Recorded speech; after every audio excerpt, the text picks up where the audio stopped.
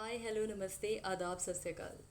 नमस्कार, स्वागत है आप सबका मेरे चैनल सच जो आपको पता होना चाहिए। मैं निशा आपका वेलकम करती हूँ। मैं बात करने आई हूँ अब के जो हमारे चुनाव हो रहे हैं। आई नो कि सब लोगों को सब कुछ पता है और ये भी पता है कि देश के कितने बुरे हाल चल रहे हैं।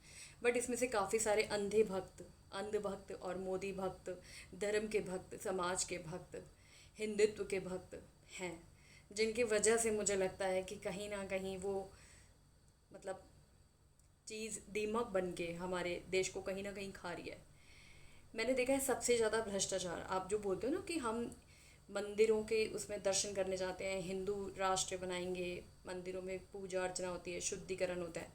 सबसे ज़्यादा भ्रष्ट लोग और सबसे ज़्यादा ओपनली जो भ्रष्टता होती है वो मंदिर के पास होती है। अगर आपने नोटिस किया हो, प्रसाद के रेट डबल होते हैं। मंदिर में आप जब प्रसाद चढ़ाने जाते हो तो प्रसाद भी आपका तभी होगा या भगवान के दर्शन आपके तभी होंगे जब आप पंडित जी को कुछ अच्छी रकम देंगे। 100 रुपये, 200 रुपये, 500 रुपये देंगे तो सामने से दर्शन होंगे, वरना नहीं तो पीछे पीछे। और बदतमीजी जो होगी वो अलग। इसके अलावा हर चीज़ के रेट बढ़े होंगे। हालत तो ये है कि भगवान के नाम का एक टीका लगाते हैं तो उसके लिए भी 10 रुपये मांगे जाते हैं। तो आप मुझे बताइए, मंदिर में ये चीज़ें हो रही हैं और अगर उसी तरफ कोई वीआईपी आ जाए तो वीआईपी के लिए अलग से दर्शन हो रहे हैं, अलग से दिखाया जा रहा है। मतलब भगवान के लिए तो सब लोग एक हैं। तो ये वीआईपी वाला सिस्टम क्यों नहीं ख़त्म कर देते ये लोग? क्यों सबको प्रॉपर दर्शन नहीं करने देते? क्यों कोई एक जगह ऐसी नहीं बनाई है जो भगवान को प्रसाद अपनी मर्ज़ी से, चाहे 5 रुपये का चढ़ाए, 10 रुपये का चढ़ाए, तो आराम से चढ़ा सके, बिना ये सोचे कि मेरी जेब में तो 51 रुपये, 151 रुपये नहीं है। मतलब प्रसाद का भी एक लेवल बना दिया, वो पैकेट बना दिए उतने उतने, और वापस घूम के वो प्रसाद वहीं आ रहे होते हैं। तो ये तो हमारे मंदिरों का हाल है। इसी के अगर पैरल दूसरे हम जाते हैं, गुरुद्वारे। गुरुद्वारे में सबको एक जैसा रखा जाता है। सबको बराबर, वो लोग जब लंगर बांटते हैं सबको खाना मिलता है। वहाँ बैठा कोई व्यक्ति भूखा नहीं रह सकता। सबको खाना देते हैं, इज्जत देते हैं। सबकी चप्पलें उसी तरीके से उठा के रखी जाती हैं, दी जाती हैं। इक्वली सबके साथ ट्रीट किया जाता है। किसी को कोई स्पेशल ट्रीटमेंट वहाँ नहीं दिया जाता है। अगर मैं ये चीज़ दरगाहों की या फिर आपके मुस्लिम के करूँ, मस्जिदों की, वहाँ पर भी मैंने नहीं किसी को कोई वीआईपी ट्रीटमेंट देते हुए देखा। वहाँ पे सब इक्वल हैं, सब एक साथ नमाज़ पढ़ रहे होते हैं, सबके साथ बराबर का वो लोग बिहेव करते हैं कि ये पहले नहीं जाएगा, वो पहले जाएगा। ऐसा कुछ नहीं होता। तो क्यों हिंदुओं में ऐसा है? क्या स्पेशलिटी है? अभी अखिलेश जी एक मंदिर गए थे, वहाँ जैसे वो होकर वापस आए हैं उसके बाद वो मंदिर को बकायदा धोया गया है। क्यों? जाति का भेदभाव? शर्म नहीं आती आपको? देश को आज़ाद हुए 75 साल हो गए हैं, उस इतने सालों के बाद आप क्या बात कर रहे हो? जाति भेदभाव क्या है? सब बनाए हुए तो इंसान के ही है ना, भगवान के बनाए हुए इंसान है। तो जब भगवान ने सबको बनाया है तो उनके लिए क्या अलग से कोई पैदा हुआ था उनको बनाने के लिए? ये जाति भेदभाव आप लोगों का बनाया हुआ है, ऊपर वाले का नहीं। खराब आप हैं। आप चाहते नहीं हैं कि लोगों को जो अच्छी एजुकेशन है वो मिले, लोगों को नॉलेज अच्छी मिले, सही रियलिटी पता लगे। आप नहीं चाहते। आज के टाइम पे अगर आप टीवी न्यूज़ चैनल खोलेंगे, न्यूज़ चैनल में क्या आ रहा होता है? बैठ के 5-6 लोग बैठा दिए और उनके बीच में वो चल रही है बहस। हमें नहीं सुननी आपकी फालतू की बहस। We are not interested to know about your फालतू की ये चीज़ वो चीज़। क्या करना है हमें जान के? उससे हमारा क्या विकास हो रहा है, क्या ग्रोथ हो रहा है? आप अपने ऊपर एक दूसरे के ऊपर कीचड़ फेंक रहे हो और एक दूसरे के बारे में बुराइयां कर रहे हो। नहीं जानना हमें, नॉट इंटरेस्टेड फॉर दैट। हमें ये जानना है कि बॉर्डर पे हमारे कितने लोग शहीद हो गए हैं और हमें अगर वहाँ जाके विक्ट्री मिली तो किसकी वजह से मिली है, या हमने क्या नया किया है। देश में अगर ग्रोथ हो रही है तो क्या हो रही है, देश की जीडीपी किस लेवल पे पहुंची है, कितने लोगों को रोज़गार दिया गया है, कुछ क्या नया गवर्नमेंट ने बनाया है, कुछ क्या नई स्कीम लेकर गवर्नमेंट आ रही है, और कितने लोगों को मिली है, उसके लिए क्या क्या पैरामीटर्स हैं।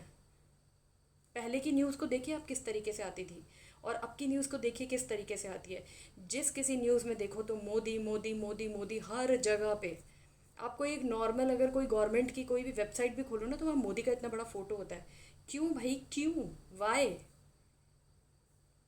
आपकी पार्टी आ चुकी है, आप अपने उसमें प्रेम अपना पीएम बन चुके हैं। आप अपना काम कीजिए। आपकी शक्ल देख के हमने आपको कोई आरती नहीं चढ़ानी है। जिस दिन वो वक्त भी आएगा तो वो माला भी हम आपको चढ़ा देंगे। बट फिलहाल देश के लिए कुछ काम कीजिए।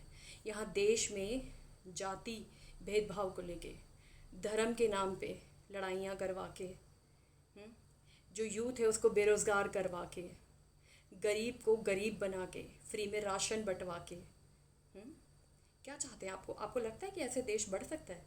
कभी ज़िंदगी में नहीं बढ़ सकता। अग्निवीर जैसी थर्ड क्लास घटिया पॉलिसी आप लेकर आए, किस खुशी में? किस खुशी में बताइए?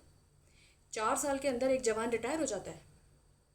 6 महीने की ट्रेनिंग के बाद उसको चीन के सैनिकों के साथ युद्ध करने के लिए छोड़ दिया जाएगा, जो कि 6-7 साल से ट्रेनिंग कर रहे हैं। और उसके बाद अगर वो शहीद हो जाता है तो उसको शहीदी का दर्जा भी नहीं मिलेगा। और अगर 4 साल के बाद वो रिटायर होता है तो उसको रिटायरमेंट में कोई पेंशन नहीं है। क्यों जाएगा वो?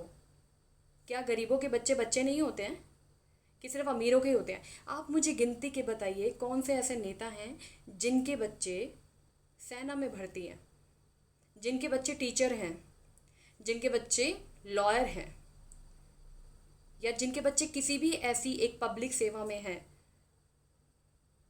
क्या हैं किसी के भी बच्चे?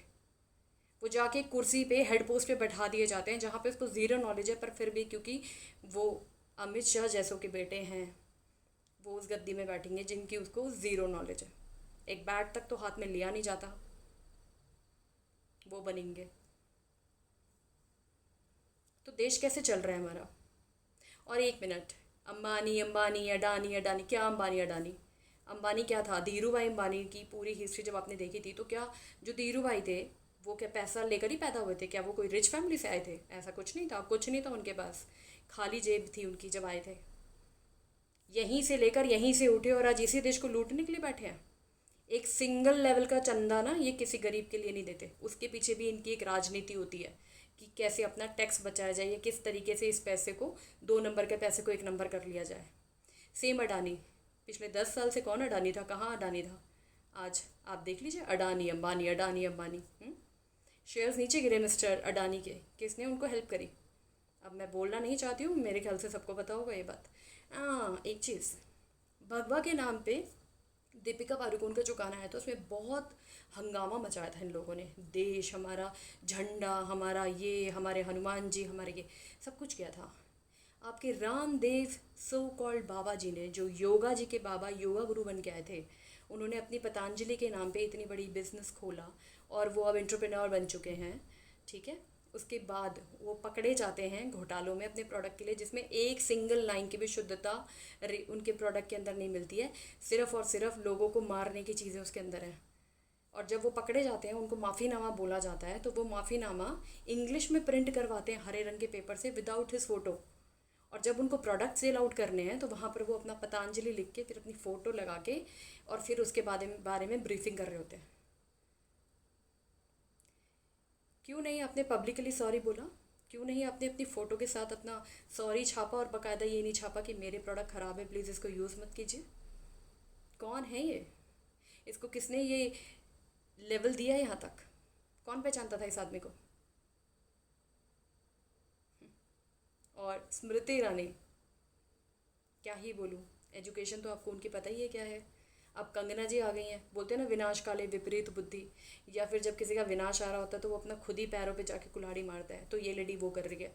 कुछ भी अंट शंट बकती है, कुछ भी फालतू बकवास करती है, कोई नॉलेज नहीं है। ये सुभाष चंद्र बोस को पीएम बनाने वाली थी उस टाइम, मतलब कुछ भी, चाहे वो इंसान जिंदा ना हो।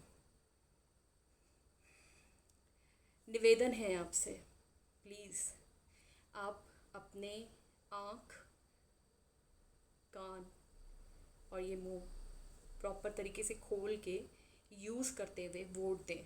आप वोट उस इंसान को दें। I am not forcing you that you give vote to BJP, Congress, AAP और एनी XYZ पार्टी, बट आप उस बंदे को वोट दें जिसको आपको लगता है कि हाँ, हम इसे अगर वोट देंगे तो ये हमारे लिए कुछ करेगा, और इसने किया है। पिछले सालों में इसकी ये हिस्ट्री रही है और अब ये देश को लेकर इतना पॉजिटिव है और आगे ये कुछ अच्छा करेगा।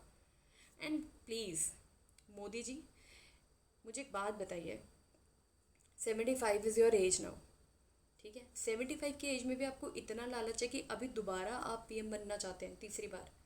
क्यों? ये लालच क्यों नहीं हटता आपका? ऐसा क्या लालच है इस कुर्सी पे कि आप इतने 75 साल की उम्र में आके भी कुर्सी नहीं छोड़ना चाह रहे हैं? अमित शाह, जिनको एक नॉर्मल जो मैनर्स होते हैं ना, एथिक्स नाम की कोई चीज़ ही नहीं है बंदे में। मतलब वो कहीं पे उनका इंटरव्यू चल रहा था, ये खड़े थे, नाक में उंगली घुमाया जा रहा है, मतलब टेलीफोन की तरह लगी पड़ी थी उनके नाक में उंगली। तो ये तो हमारे देश के नेता हैं, ये तो लेवल है इनका। राष्ट्रगान चल रहा है तो उनको दूसरे देश के मंत्री बता रहे हैं कि भाई रुक जाओ, तुम्हारे ही देश का राष्ट्रगान है, खड़े हो लो। क्या है ये सब? क्या ये पढ़े लिखे लोग हैं? झूठ इतना, इनकी डिग्री का नहीं पता, एजुकेशन का नहीं पता, एक्चुअली उन्होंने कब क्या किया वो नहीं पता, जुमलेबाजी ले लो। और बदतमीज़ी इस लेवल की, मैं फिर भी कहीं ना कहीं इस बात के लिए रिस्पेक्ट करूँगी कांग्रेस के लोगों को, चाहे वो सोनिया गांधी जी हो, प्रियंका गांधी जी हो, वाड्रा हो या फिर वो राहुल गांधी जी हो। इन्होंने कभी एक सिंगल वर्ड इनकी फैमिली, इनकी पर्सनल लाइफ को लेकर अटैक नहीं करा। इन्होंने जब भी बात करी है तो इन्होंने एट प्रेजेंट जो चीज़ों को लेकर ये लोगों के बीच में भेदभाव पैदा कर रहे हैं और जिस चीज़ों को लेकर लोगों को लड़वाना चाह रहे हैं, इनको लेकर बात करी है। तो पॉइंट इज़, जिस इंसान ने खुद अपनी वाइफ को इज्जत नहीं दी, अपनी वाइफ को एक बीवी का दर्जा नहीं दिया, इनकी सारी तमन्नाएं पूरी हो चुकी है देशभक्ति की, उसके बावजूद भी उसको वापस लेकर अपनी ज़िंदगी में नहीं आए और कुर्सी के लालच में अभी तक बैठे हुए हैं। इनको कोई मतलब नहीं है अपनी बीवी से रिलेटेड किसी भी चीज़ के बारे में कि उसके लिए भी कुछ अच्छा करे। तो आपको क्या लगता है?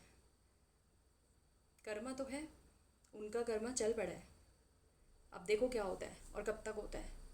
क्योंकि अगर आप किसी भी औरत के साथ बुरा करेंगे, डेफिनेटली आपके साथ होगा। क्योंकि भगवान ने ना औरत को एक हिडन पावर दी है, अगर वो सही मायने में सच्ची है और पवित्र है और सच्चे दिल से उसने रिश्ता निभाया है तो। इन लोगों ने कभी, कांग्रेस की किसी पार्टी ने या केजरीवाल जी के किसी लोगों ने उनके पर्सनल कैरेक्टर पे या पर्सनल रिलेशनशिप को लेके कोई अटैक नहीं करा, बट ये बार बार बार बार उन्हीं सब चीज़ों पे अटैक करते हैं। इनको शर्म नहीं आई ये बोलते हुए भी कि कांग्रेस की विधवा, ये वर्ड यूज़ किया था इन्होंने सोनिया गांधी जी के लिए। एंड उन्होंने प्रूव किया इस बात का कि वो एजुकेटेड लेडी हैं, उसको उनको फ़र्क नहीं पड़ता इन सब चीज़ों से। उन्होंने सिर्फ एक चीज़ करी, इग्नोर। वक्त ही वक्त को जवाब देता है और ये वक्त वक्त वही वाला वक्त है जो आ चुका है और अब इनको जवाब देने की बारी है। मैं उम्मीद करूँगी आप सब लोगों से कि प्लीज़ आप अपने जो भी विधायक आपके यहाँ से खड़े हुए हैं, जो भी, उनको सही मायने में देख के, जांच के, उनके बारे में अच्छे से पढ़ के उसके बाद उनको वोट दीजिए ताकि वो आपके लिए कुछ करें। क्योंकि यही लोग मिलके संसद में बैठेंगे, इन संसद में जब ये कुछ भी नई नीतियाँ लाएंगे तो वोटिंग इनकी चलेगी एंड वही वोटिंग के बेस पे आगे जाके कुछ नए कानून बनाए जाएंगे, नए नियम बनाए जाएंगे, शायद हम लोगों का कुछ भला हो जाए। तो इसी चीज़ के साथ ये मैसेज ख़त्म करती हूँ और उम्मीद करती हूँ कि आप एक सही उम्मीदवार चुनेंगे और इस बार सभी लोग वोट देने ज़रूर जाएंगे। नमस्ते।